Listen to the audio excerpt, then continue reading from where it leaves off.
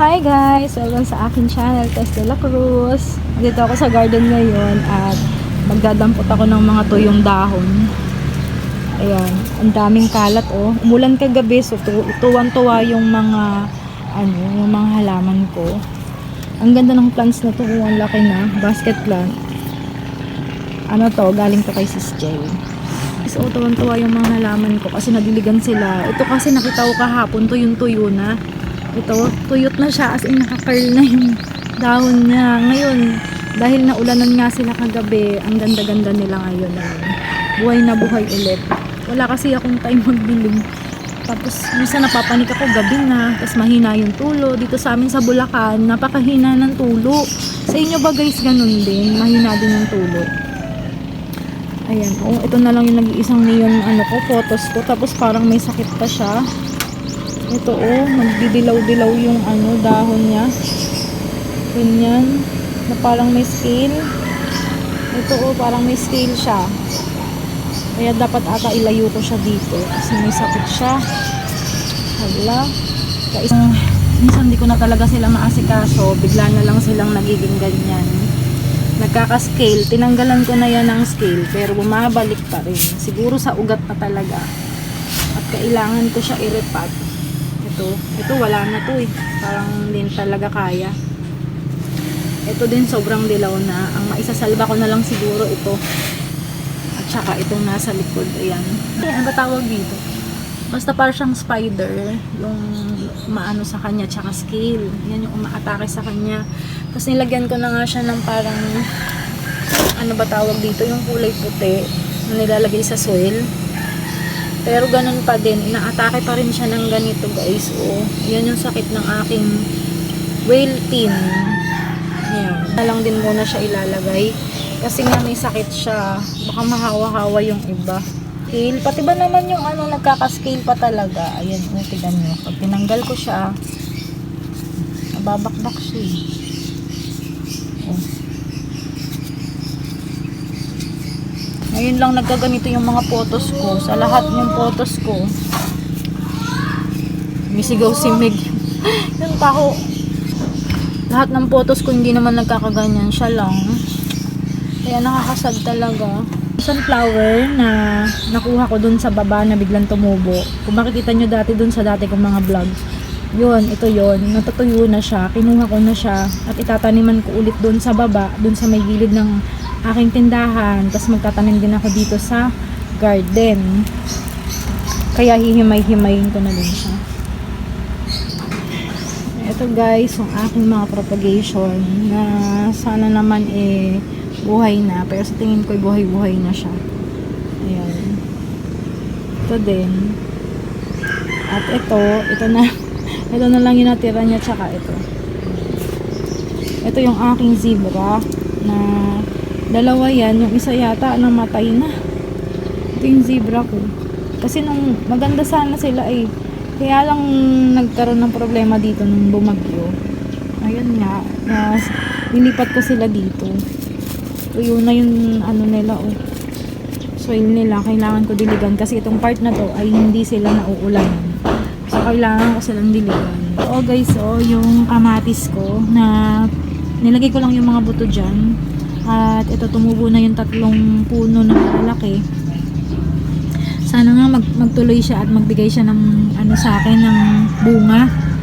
Ayan. Ito hindi yata kamatis ba to? Oo nga, kamatis din. Sana wag silang magkasakit kasi minsan nung nagtanim ako ng kamatis dati, nagkaroon siya ng mealybug. Sana guys ito hindi naman magkasakit. Mga cactus ay maraming scale. Ito, ayoko naman mahawa yung iba. So, tanggalin na natin ito. May scale din siya. May sinara dito. Kalamansi guys. Ayan, pinatubo ko lang siya dyan. At sana mamunga din siya. Yun guys, ngayon lang ako nagpakita sa inyo. Mukha ng luka-luka ang atin nyo. Ayan, ganito lang talaga ako pag nasa bahay. Di pa ayos yung buho ko. So, nakakatuwa talaga dito sa garden. Pag nakapanik talaga ako, gusto ko talaga maghapon. Kaya, kasi sobrang init kasi nga summer dito guys. Kaya, ang hirap din talaga magstay dito ng matagal. At tuwan-tuwa naman ako magstay dito kasi nakakatuwa yung mga flowering plant ko dito na Nakakatuwa talaga. Alam ko lagi ko na lang pinapakita sa inyo yung flowering plant ko. Nakakatuwa talagang tingnan. Diba? Napakalaman dati. Yan. Nakita ko na naman sa inyo. Itong dayap ko, nagkakabunga na naman siya. Ayan. Ang bunga naman. Kahit na ito, yung minsan hindi ko nadidiligan. Ngayon yung bunga. Talagang hindi siya tumataon sa December eh. Hindi ko alam kung bakit. Yan. Yan yung galing kay Ate Faye. Nabahayan siya ng langgam. Naku. Pati itong ano ko, kaya hindi na siya gumanda. Kasi lagi siyang pinabahayan ng langgam. Pati pa nga ako nakaka-harvest dito eh. Hindi naman bunga yung habol ko dyan. Yung dahon din. Parang tulad ng sabi ni Sis Marge. Yung bunga kasi madaling makahanap sa kanila. Dito din naman. Yung dahon, madali din naman makahanap dito. Kaso ang mahal, 20 pesos isang tali. Diba? Sayang naman yung 20. Kanina nga sinigang na saba ako. Nanguha lang ako dun sa baba. Kaya yun, nakapag-harvest ako dun. May mga patay na cactus dito. Kailangan ko na din siyang ibukod. Yung buhay na to. At baka mamaya mamatay pa. Ang ganda pa naman ito. Oh. Rest sa araw. Ang ganda ng kulay. Oh. Ng cactus na to. Tapos may mga baby siya dito. Medyo matanda na din tong cactus na to. Eh. Tagal na taon na to talaga sa akin. Pero ito, mga hindi na sila naka-survive. Kawawa naman. May mga baby pa naman. Ito din taon na sa akin. Tinabuan na siya ng Mother of Thousand. Alam nyo ba, lagi ako nagtatanggal niyan. Pero palaging may tumutubo. Ayan guys, oh, ang ganda ng kulay niya. Pulang-pula. Yung gymno cactus na to. Yun yung mga cactus ko. Mga naka-survive naman sila. Yan, kaya lang may mga namatay na part. Ayan, sa gilid. Ay, ba't nalaglag? Yung mga succulent ko pala, mga legi na. Tapos nakita ko wala na sila sa, sa lupa. Sa soil mix nila. Ayan, may mga, na sila. May mga ugat na. So, irerepat ko na lang. Kung stress sa araw, tingnan nyo kaganda yung kulay. Tapos ito, kaso nga lang, yan yung nangyayari sa kanila, legi na talaga, At halatang tuyot na. Ayan, nalaglag pa yung isang dahon. At ito pa, Ayan, ganyan. Ganyan nakalegi. Ayan, Mendocay yan, tingnan nyo itsura. Gusto ko din siyang irepat para mas lumaki siya. Kasi ang liit lang niya, pag nandito sa maliit na paso. Hindi ko na pinakita sa inyo kung paano ako mag-repat. Pero yung isa na-repat ko na. Ito guys, yung na-repat ko na. Ayan. Lagyan ko ng cinnamon powder. Para hindi ko na siya lagyan ng anumang langgam dyan. Ayan. Stress din siya sa araw. Ang ganda niya. At ilalagay ko muna siya dito sa hindi na uulanan kasi may sugat pa yung pagkakakat ko sa kanya. Sariwa pa. Kaya di pa siya pwedeng mabasa. Hindi ko siya didiligan ng mga 1 week muna. Pero may ugat na siya. Nakita nyo naman. Diba pinakita ko sa inyo. Ayos, ito na yung yung nirepat ko. Ito yung mga babies niya. Ayan. Nilagay ko na din dito yung mga stinky. Tsaka yung mga baby na cactus. Ang ganda niya talaga, Tapos ito yung mother plant na. Basag yung paso. Wala na ako mapaglagyan ng paso, Dito nag-iisip ako kung ano pa yung ilalagay ko para medyo makompress sila sa lagayan nila. Kasi sobrang sikip na dito, guys. So, ayan. Kaya walang space. Kaya kailangan ko ayusin. Tapos naglilipat ako ng iba kung saan ko ilalagay. Ito, nagbawas ako, nilagay ko doon sa kabila. May alisin pa ako dito para lumuwag-luwag naman dito. Ito yung part na hindi na uulanan.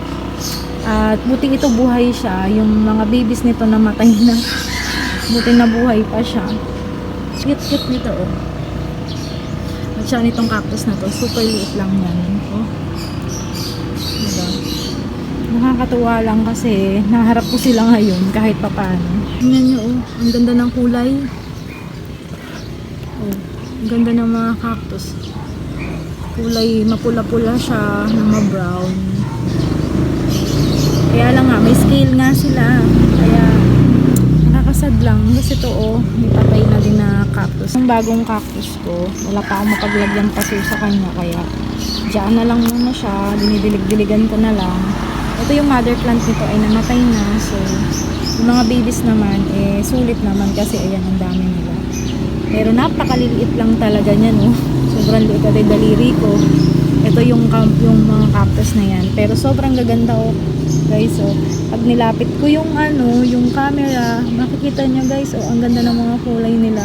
At ang cute nila, diba guys? So, at ito pa oh. Yung aloe ko oh, red na namumula-mula na siya na ma-brown. Ayun, may patay din oh. May patay na cactus guys. Ayan. Alisin din natin yan.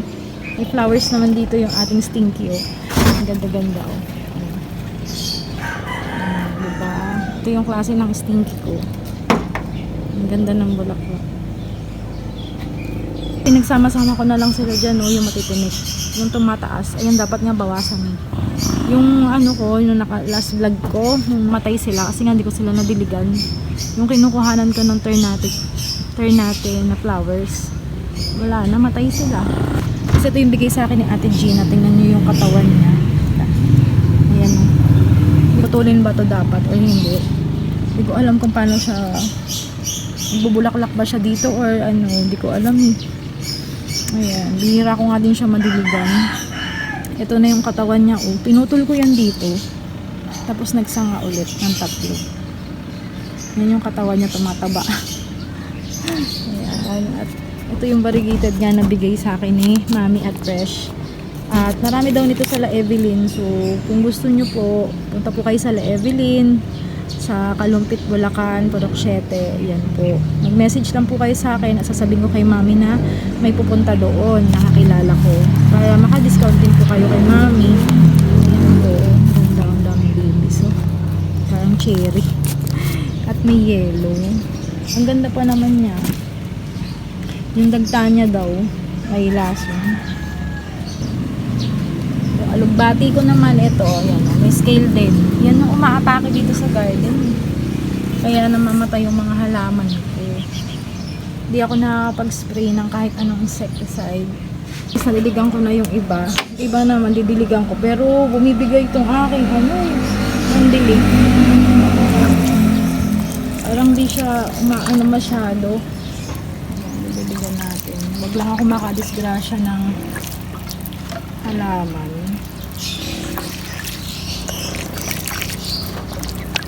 Kasi bumibigay yung aking pandilig. Bibili na lang ako ng pandilig. Ayan, bihira sila makatikim ng tubig.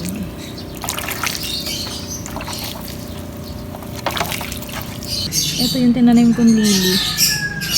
Sana mabuhay siya tapos magkabulaklak. Kasi ang tagal na niyang hindi nagbubulaklak kasi nasa initan siya.